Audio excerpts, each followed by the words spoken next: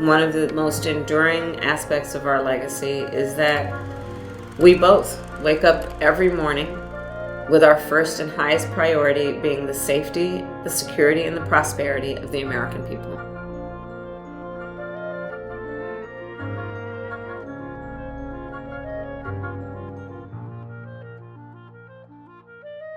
My office right here in the West Wing is just a few feet down from the Oval Office, and the president and I have spent a lot of time together, whether it be because we came in during the height of COVID.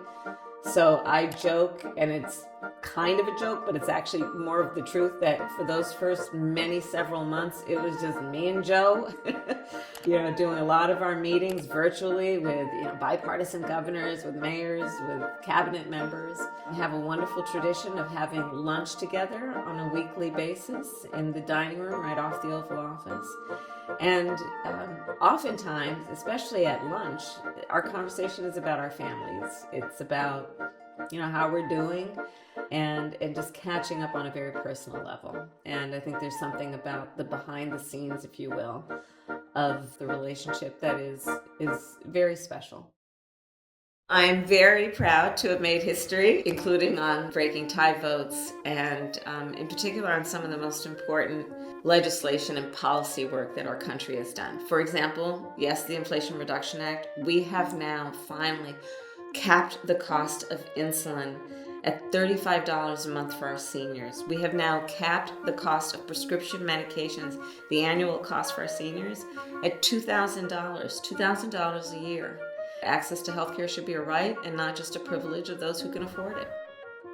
I'll tell you, I was the first vice president who has visited a reproductive health clinic. A lot of those clinics are closing.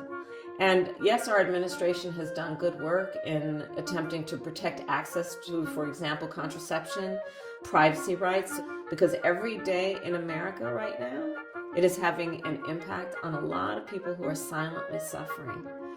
And none of us should stand for that.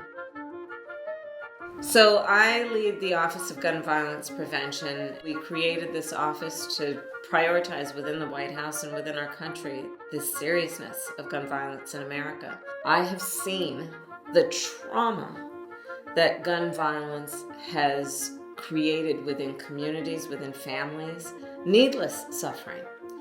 And so the work that we have been doing is to highlight the fact that there are reasonable policies that we could put in place. Part of the work that I'm most proud of is also what we have done to put resources, now $1 billion, into putting more mental health professionals in America's public schools. The legacy of the Biden-Harris administration, I think history is going to show, has been of a transformative administration.